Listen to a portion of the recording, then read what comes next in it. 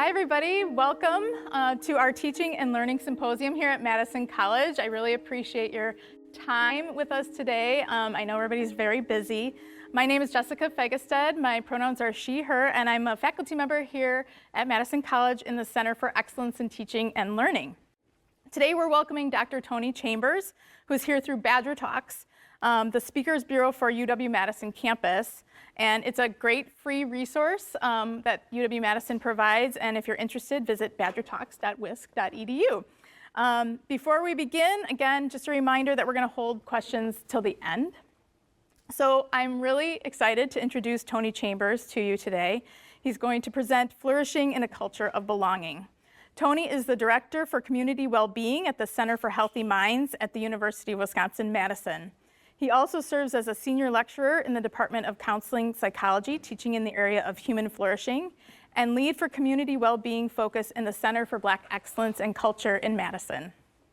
Tony was appointed and currently serves on the Wisconsin State Superintendent's Equity Stakeholder Council and the Midwest Achievement Gap Research Alliance.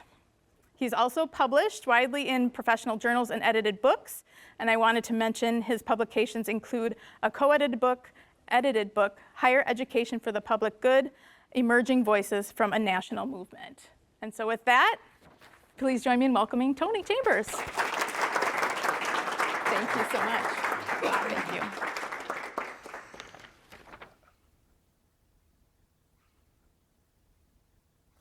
So welcome. I, like most of my colleagues, like to start any conversation, collective conversation we have with what we call a practice. My colleague, Richie Davidson, likes to call it clearing the lens. I don't know what that means, but he uses that all the time. So I'm going to use it too. We're going to clear the lens for a minute. So for those who feel comfortable enough, I'd like to invite you to just find a relaxed space. If you would, we usually tell our students to close all of your computers and turn your phone off for a minute. If you could just find a space that's comfortable for you. I invite you, if you want to close your eyes, feel free to do so. If you don't want to close your eyes, if you don't even want to participate in this, if you could just, gaze at something straight ahead and just find a peaceful and quiet place for yourself. So I'd like to take a couple of minutes.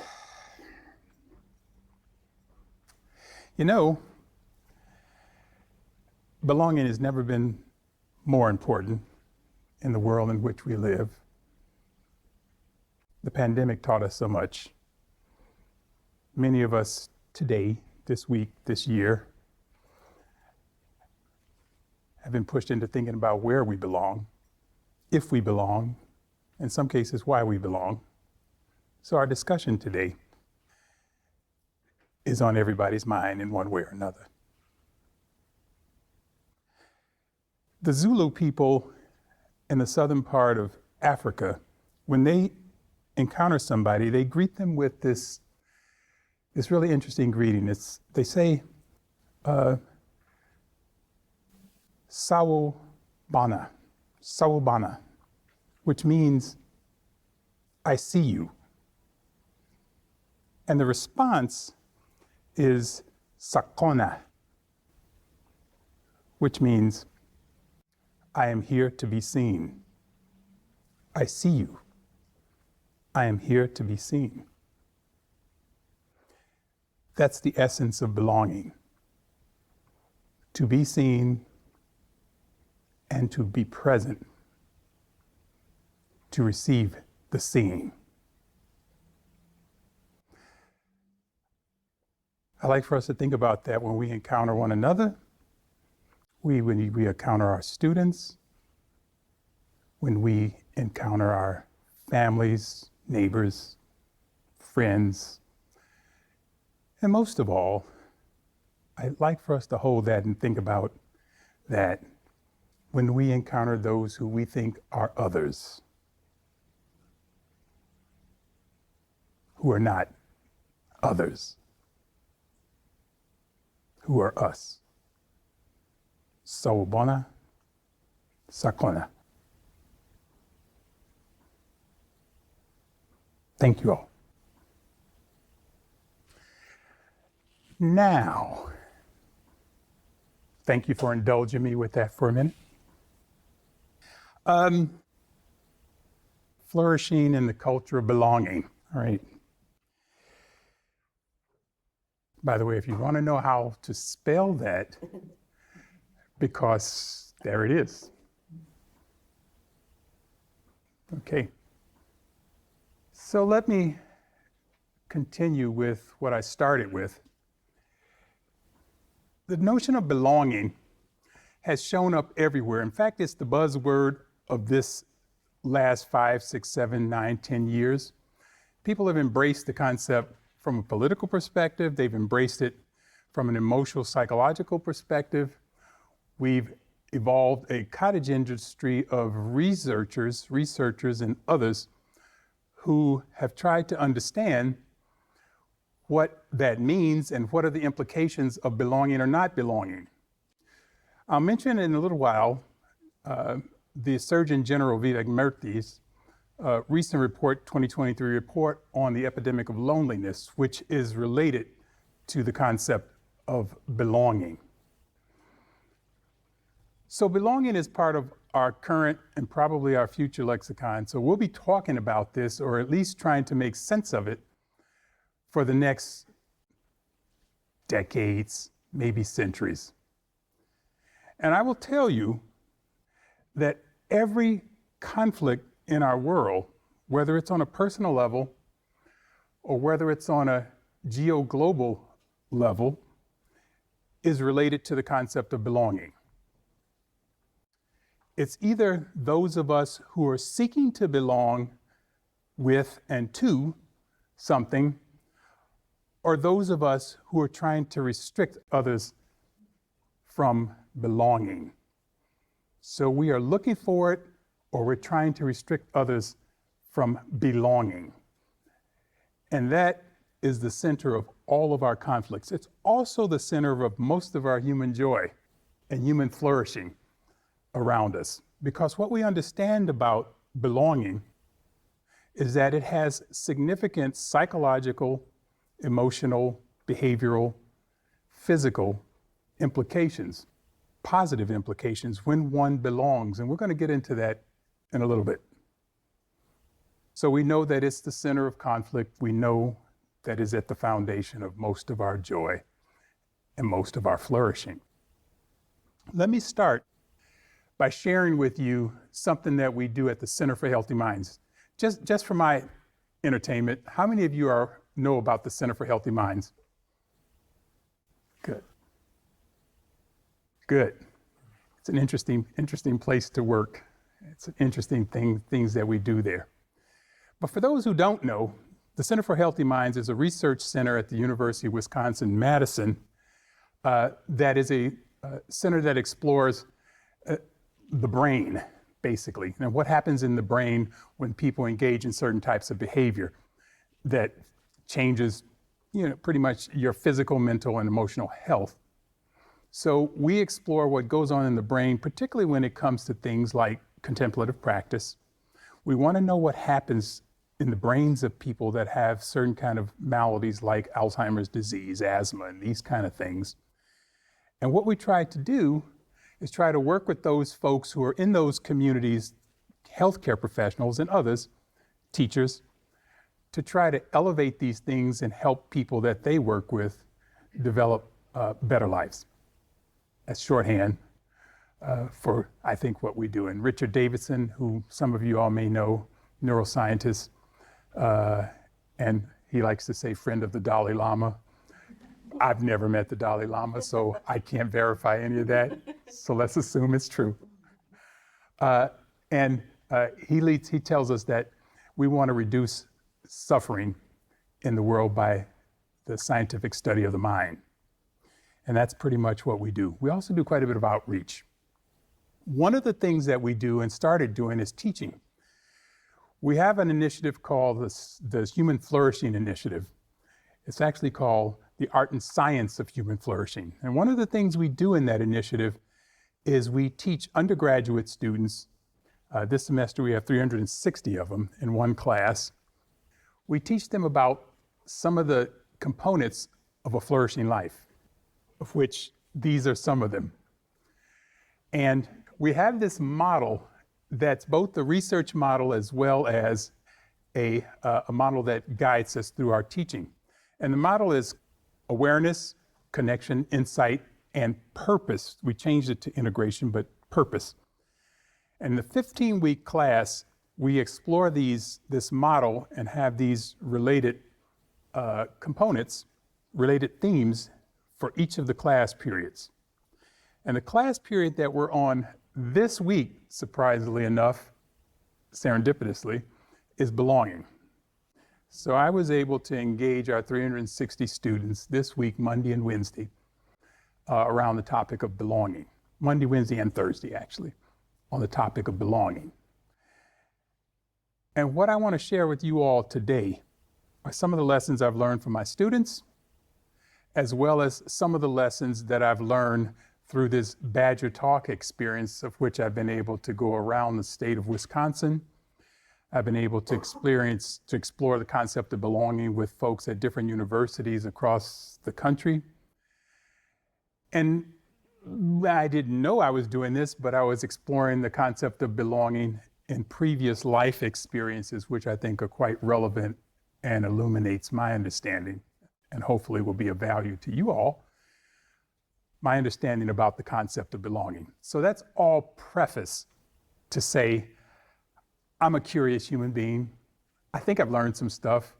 I'm quite open to learning more stuff from other folks anywhere about this concept of belonging, because I think at some point it's the center of most of where we're at right now as a world, certainly as a nation, right? And as a community here in Madison. So, all preface, got me going. This is what I do in class, because I know first-year students, and I'm not saying you all, I'm equating this group with first-year students, but I understand first-year students, they want to know, well, what are you going to tell us that's going to be on the test? Right? What am I supposed to pay attention to? So I start them off by telling them what to pay attention to, and then I tell them throughout my conversations with them what all of this stuff means. So let me go through a couple of these things. These are the takeaways for today. We're primarily focusing on social and public belonging. There are other types of belonging, but we're only focusing on the social and the public belonging. Belonging impacts well-being psychologically, emotionally, physically, socially, and pretty much every other way where there are relationships. Belonging, and this is important, people, because we've conflated the concept of DEI with the concept of belonging. Belonging is not diversity, equity, and inclusion. I'll let that settle in for a minute. And belonging is not consistent across all human beings all the time, or even the same human being all the time. Here's another one. Belonging is not always or not necessarily a good thing. Belonging does not mean fitting in, a la Brené Brown. Experiencing belonging is not the same as a sense of belonging. A sense of belonging is an affect. It's a feeling. It's an emotion.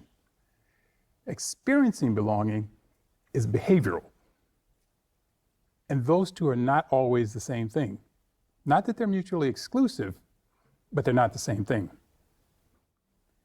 Now, here's the one that my students struggle with the most, and the biggest lesson I've ever learned, and it's the simplest lesson I've ever learned. That to which you want to belong has to want you to belong to it.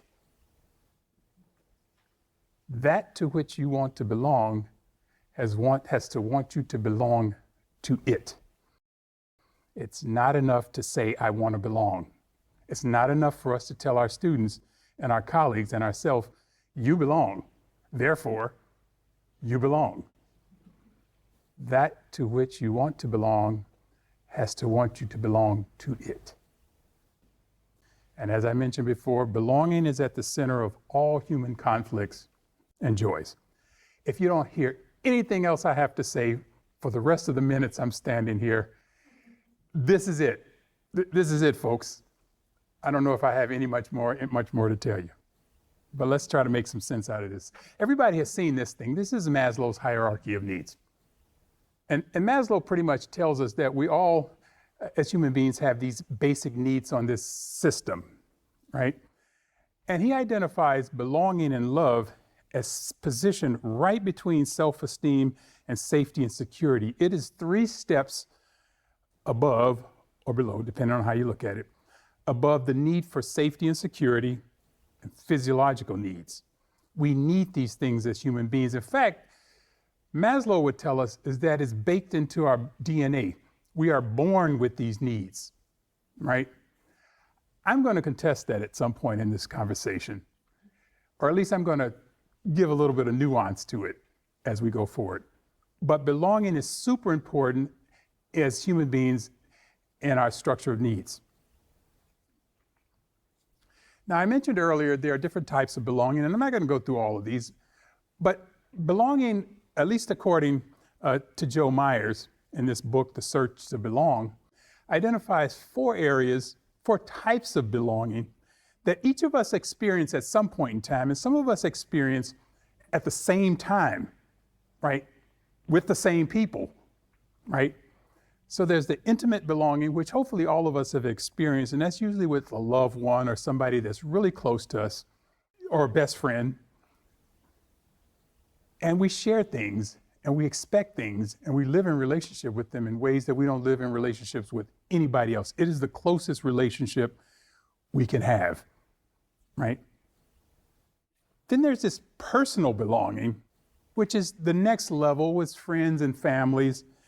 And we have this mutual relationship of disclosing information, and we assume a high level of trust. Trust is critical in a belonging relationship. Then there's the social, and I did mention that most of the conversation and most of the exploration around belonging is centered around social and public, and sometimes they overlap. But the social belonging is when we experience people that whom we recognize, but we may not know very well, right? It helps us develop our sense of identity and sense of who we are. In social belongings, we often self-select ourselves. We put ourselves in there by selection. We're not chosen sometimes. We self-select into these belonging relationships with those with whom we have personal or even intimate belongings. So it could overlap with the intimate as well as the personal belonging category. Then there's this public belonging, which most of us associate with being members of a city, being members of an institution that has a mascot. For example, I am a Badger.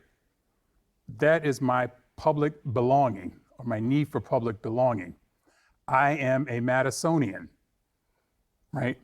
This is public belonging. We associate and connect ourselves with people in a broader sense. We don't know them well, but we have this external commonality, right? So most of the conversation and most of the work that's been done is around the public and the social concept of belonging. Okay, real quick. These are some of the potential impacts of related concepts or related experience, isolation, loneliness, as well as the concept of not belonging, right? We know that you all, as well as the students with whom you work with, if they feel isolated or if they feel lonely or feel like they don't belong, their performance, their persistence, as well as their level of engagement with the important things that contribute to their academic success are impacted, right? If they don't experience belonging in the places that are important in these institutions, then their performance, their very existence, their success is impacted negatively. Now, this one I found really interesting is that as far as the neuroscience of it all, when you have a sense of belonging or not a sense of belonging, it elicits within your neurotransmitters the same kind of cravings that are strong when it comes to hunger and thirst. So we know that there are parts of your brain that are triggered when you're hungry and thirsty And those transmitters and that experience is quite the same thing as when you're isolated and lonely. In fact, much of what we understand is that the pain receptors in your body, the things that elicit pain that tell you you're hurting physically, are the same kind of things that you experience when you feel isolated and lonely. So isolation, loneliness, not belonging, your brain can't distinguish between that and the physical pain that we go through. So imagine your students, right? When they feel like they don't belong or they don't belong, they're experiencing the same kind of experience as if you punched them in the face, right? Or if they were punched in the face, not that you punched them in the face. So please don't go out here thinking you're going to do an experiment, punch them in the face, leave them alone. Okay, not the same thing. We also know that for those who feel lonely and not like they belong, is that they're a little bit more pessimistic. They don't see the glass half full. They see the glass not only half empty, but almost totally empty. We know this to be true. They're less trusting of other people, right? And they contribute, and this lack of belonging contributes to some of the cognitive difficulties they may not have. They may not have as strong a memory, or we may not have as strong of memories, right? We may not be able to process information quite the same way as it's being delivered. We know that sometimes information goes in, it's misinterpreted in ways that would not normally be that way if we belonged, or if we didn't feel like we were isolated, or if loneliness wasn't the central characteristic of our being. We'd be able to receive information, process information, make meaning of it, and apply it in the lives that we live in more positive ways than we would otherwise. So belonging and loneliness and isolation are not only these subjective feelings that we have, they actually impact how we live a life, a flourishing life, a full life, a life at all. And we know that it can impact mental, physical, and emotional well-being.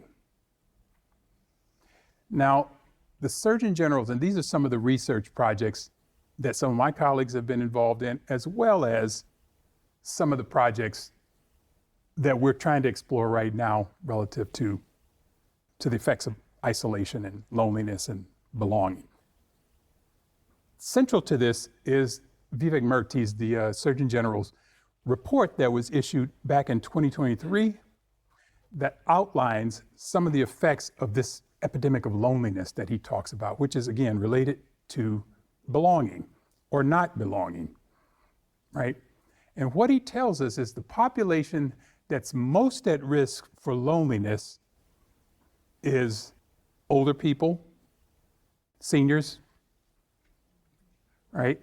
Second are young women,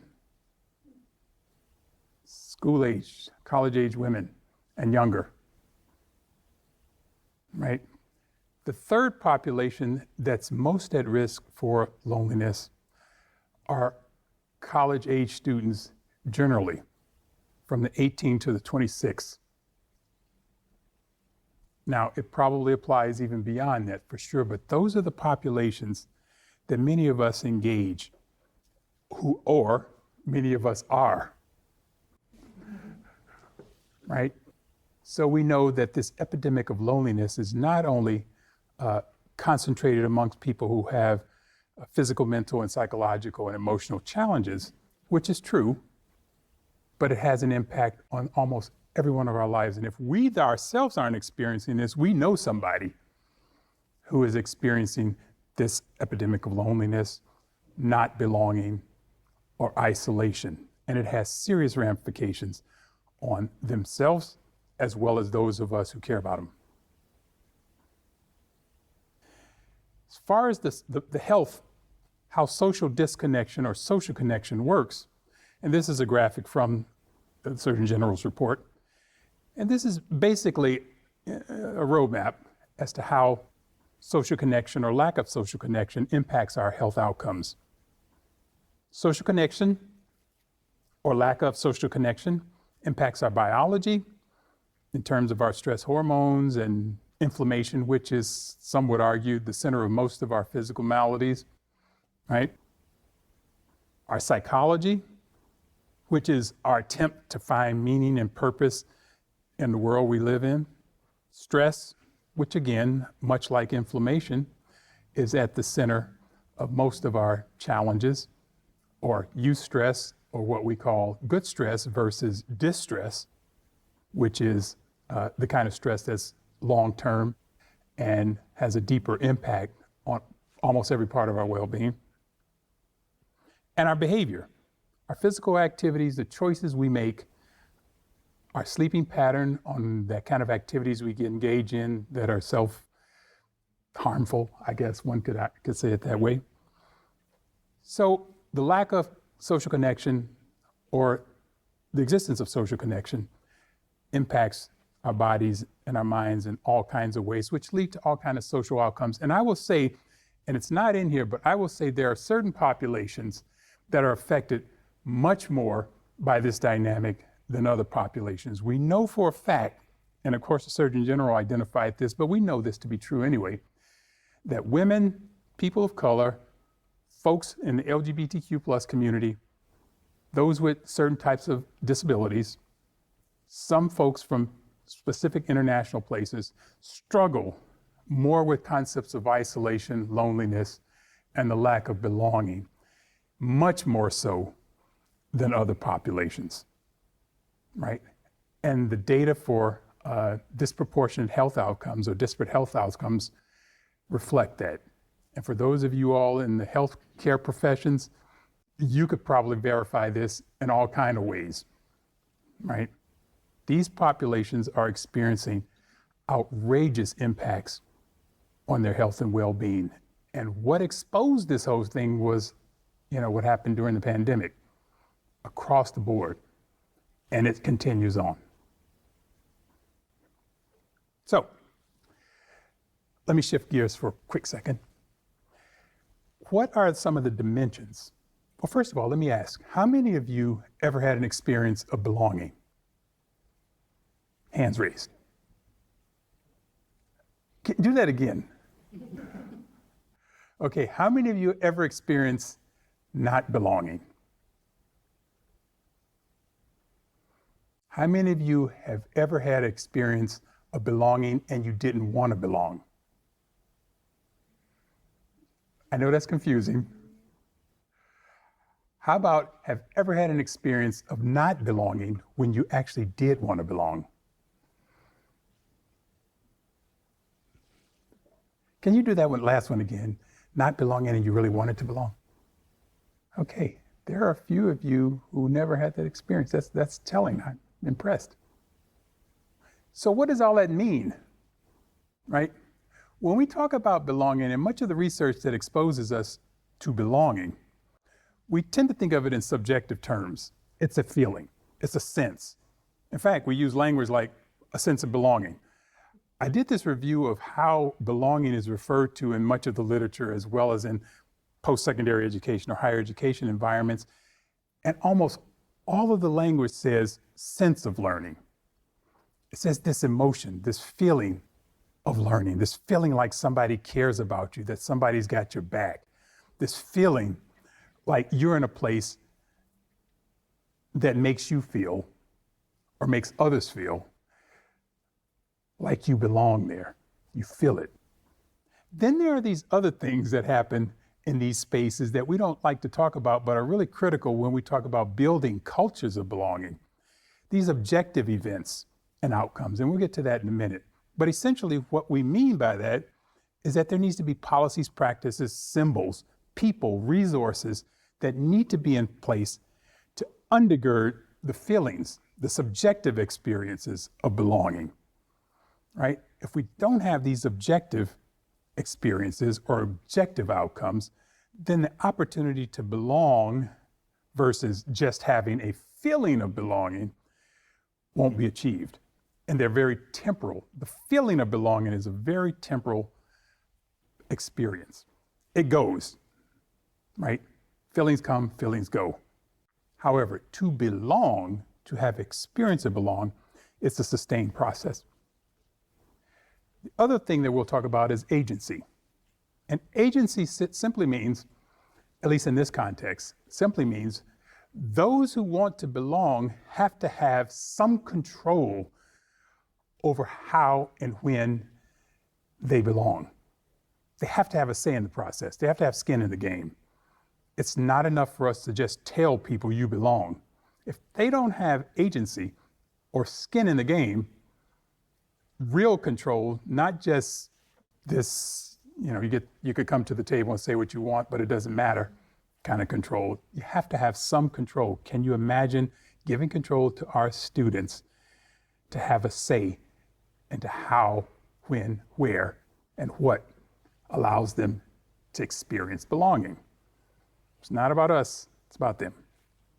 And then the last thing I'll say is about strengths of social networks. And that's going to be quite interesting because it all revolves around a hypothesis that we're trying to study.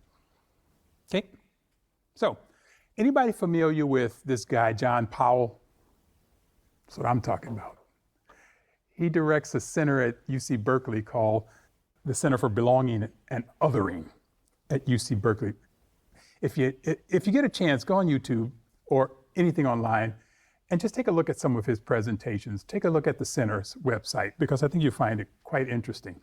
What John tells us is that belonging describes more than a feeling of inclusion or welcome, more than just the subjective experience, and that it's a very political process and it means a shift in power, right?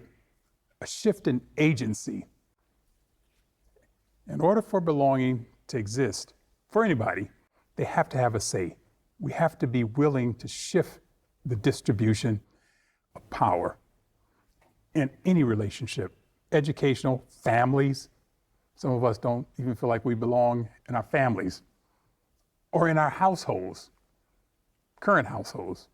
Some of our children and offspring don't feel like they belong or don't have an experience of belonging. Many of us know this to be true. So John is telling us it's about a shift in power. It's not just about a feeling. It's about agency. It's about creating systems and resources to support those subjective experiences. And what happens sometimes when we don't shift the power, when we don't provide agency for people to have some control, are two things.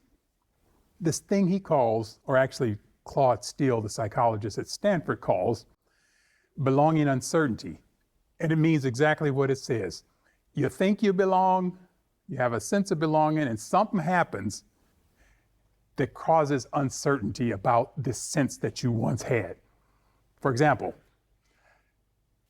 I came to the University of Wisconsin 2016, and everything around me suggested that I belonged. The language suggested that, some of the symbols and the people suggested that, and then there's a thing that happens, and that thing could be very subliminal. It could be something like somebody looks at you the wrong way, or an issue that might have come up that you found to be deep to your own personal sense of being is ignored. Or you say something in a meeting and nobody pays attention to you, and somebody else says the same thing and they pay attention to them. It causes you to question, is it because they're telling me that I actually don't belong here? So the uncertainty comes up. Our students, and each one of us, have experienced that to some degree, and depending on who you are in this room and what environments you go into, you may experience it more than other people, right?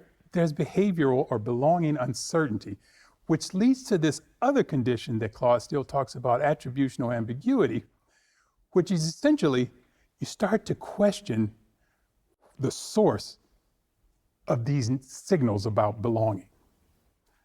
I wonder if that had something to do with my race. I wonder if the message that I'm receiving from my dean, who actually tells me I belong, if it has something to do with my race. Or it has something to do with the fact that I'm much more handsome than he is. He wouldn't argue that point, by the way.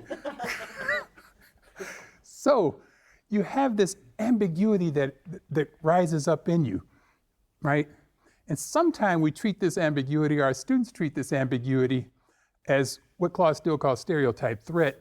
In other words, we try to act out, right? We think that folks have a stereotype of us, so we act in ways that we affirm the stereotype. We act in ways that we affirm the stereotype, which takes us further away from ourselves and disconnects us from any sense of agency and any sense of true belonging. But we develop a sense of belonging because we're trying to fit in. And the distinction between fitting in and belonging, according to Brené Brown, fitting in is when you size up a situation, and if I'm speaking to y'all and y'all understand what I'm saying, when you size up a situation and you do whatever you need to do in order to be accepted. You wear the mask, you change your behavior, you change your flow, right? In essence, you change who you are in order to fit in. Now, is that belonging? I would say not. Sometimes we ask those around us to fit in.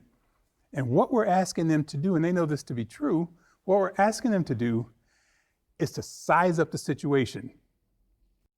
See what you need to do in order to be accepted. Am I saying something that folks could understand? Size it up. We're very good at that.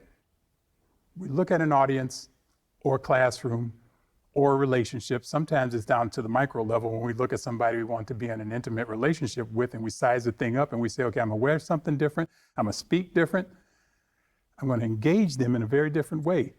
We're trying to fit in, which is very temporal because at some point, resentment is gonna set in. At some point, it's gonna impact your identity formation and it's just gonna blow the thing to death. Things are gonna fall apart. To belong, as my good friend Parker Palmer used to say, it's a form of hospitality. When you belong, it's a form of hospitality, which essentially means you enter into a space on your own terms and you're received for who you are. You enter a space on your own terms. You don't have to be somebody else. You don't have to negotiate your identity. You don't have to explain your value structure. You enter in a space of hospitality.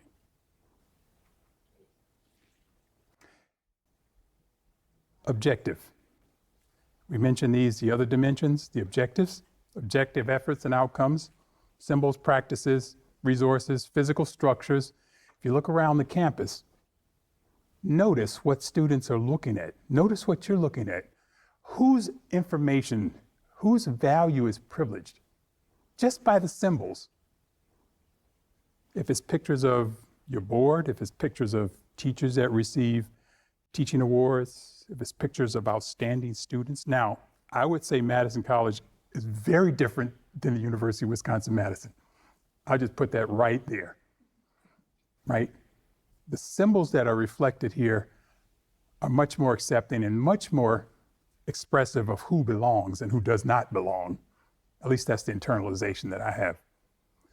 Spaces like the University of Wisconsin-Madison, though we're trying, I still think we're at a point where much of what we tell people through our symbols, through our practices, through some of the behaviors that we engage in, many people receive that as you don't belong here because I don't see myself.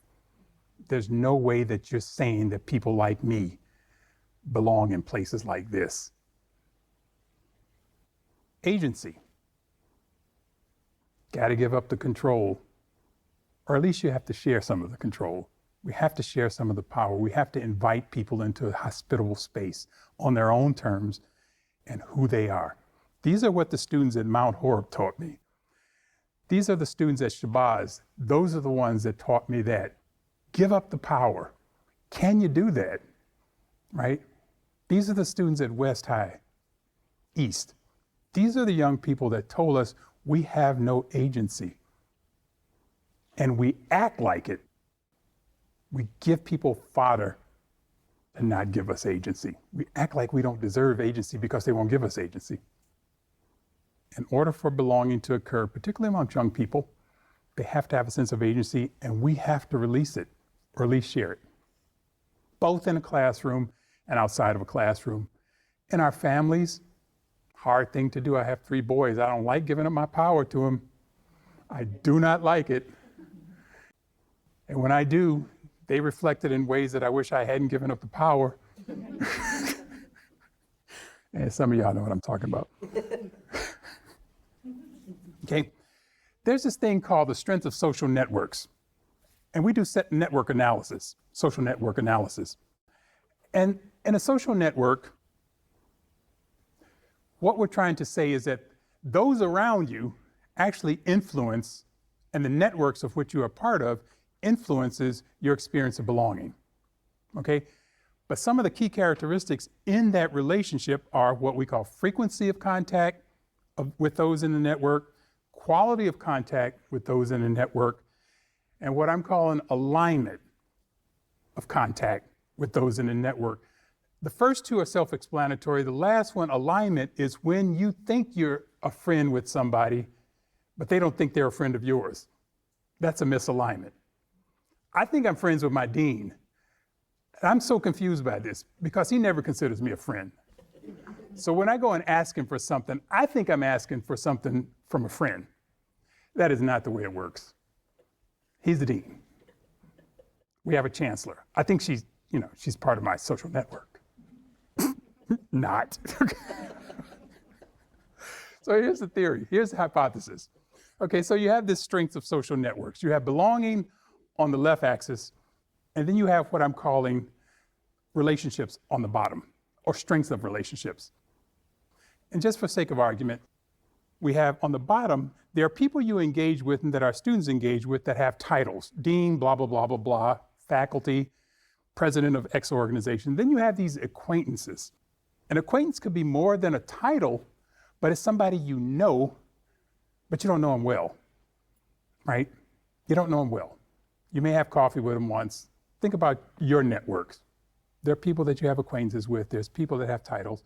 And then you have this thing called a friend, which is a high social network, a high position in a social network. And these people you have intimate, trusting relationships with, right? So you have titles, you have acquaintances, you have friends. Now the hypothesis is the further up this relationship continuum you go, in other words, from title to friend, the closer you get to friendship, the greater your sense of belonging, right? The more you have in your network people who you consider to be friends or high acquaintances, the greater your sense of belonging. Looks like that.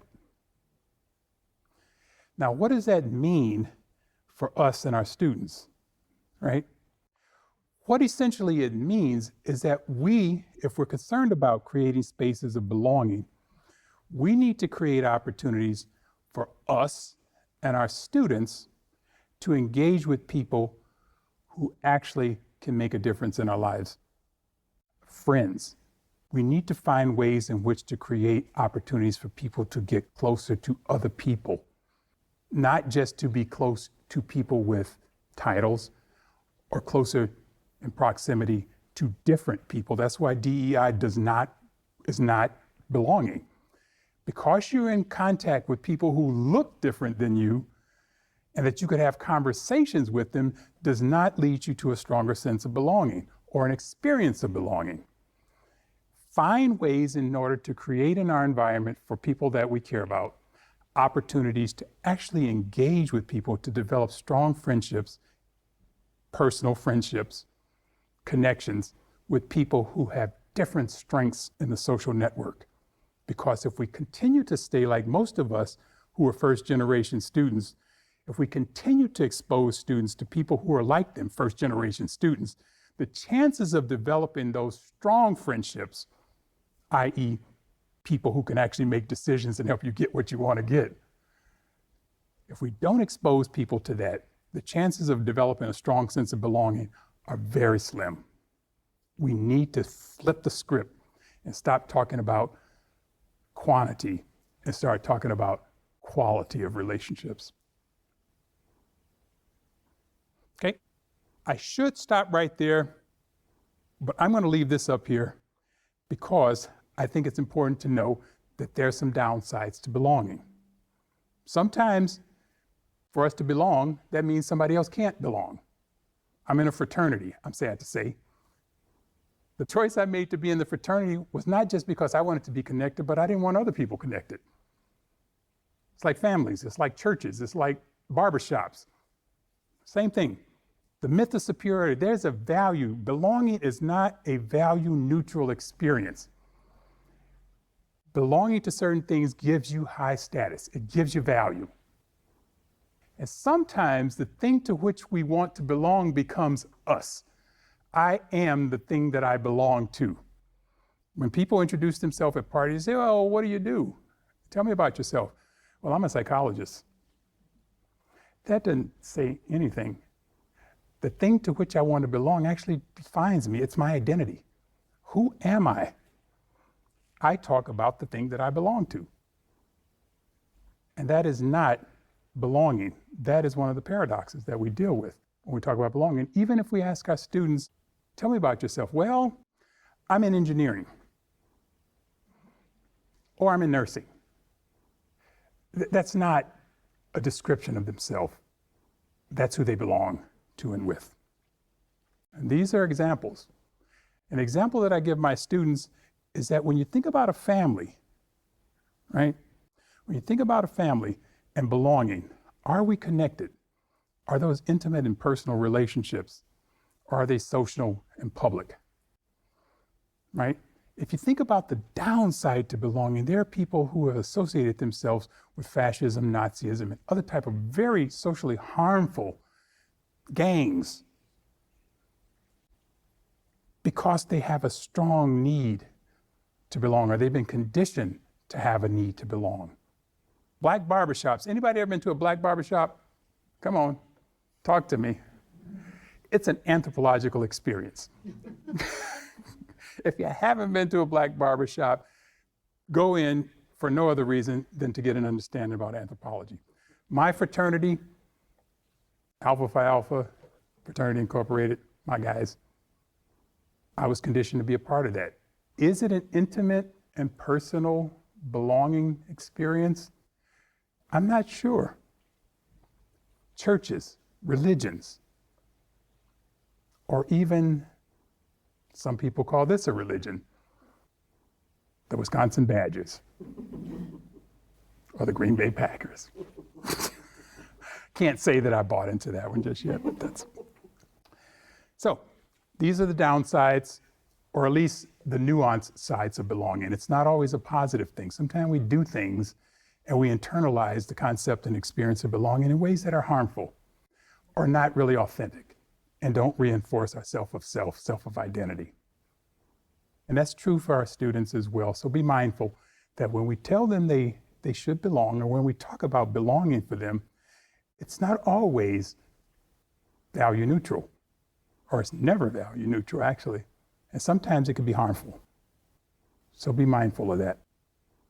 Okay, I'm going to leave it at that, leave this up there, and then we're going to do Q&A.